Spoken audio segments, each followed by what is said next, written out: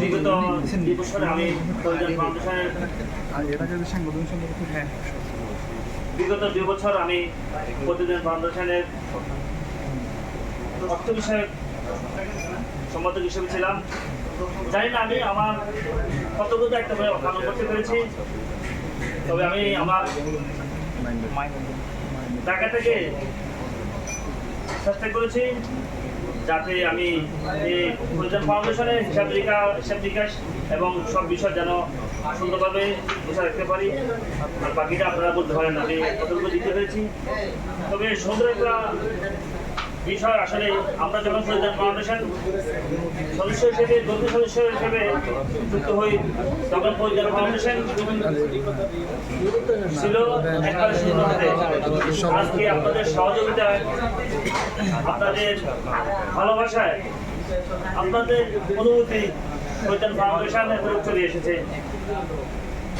আপনারা দেখেন আমাদের গত 2022 এবং 2023-এর হিসাব নিকাশ আমার কাছে রয়েছে, আমি আপনাদের সামনে উপস্থাপন করছি। দেখেন 2022 এবং 2023-এ আমাদের প্রয়োজন ফাউন্ডেশনের সকল খরচ, অফিস ভাড়া, ডিসবিল, অন্যান্য আনুষঙ্গিক খরচ বাদ দিয়ে আমরা 2,03,900 টাকা জমা করতে পেরেছি।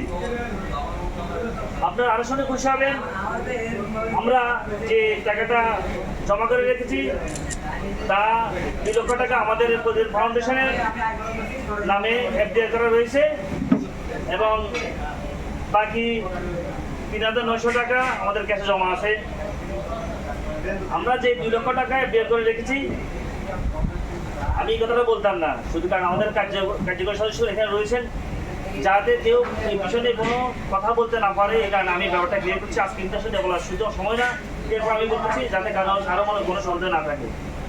কারণ আমি আজকে আসছি, কালকে আমি এই পদে থাকবো, আমার নাই। যারা নতুন আসবে তারা আমাদেরকে কি দিবে, এই জন্য আমি আপনাদেরকে ব্যাপারটা বলতেছি। আমাদের 2 লক্ষ টাকা, যে 2 লক্ষ টাকা আমাদের এফডিআর করা আছে, ওখান থেকে আমরা প্রতি মাসে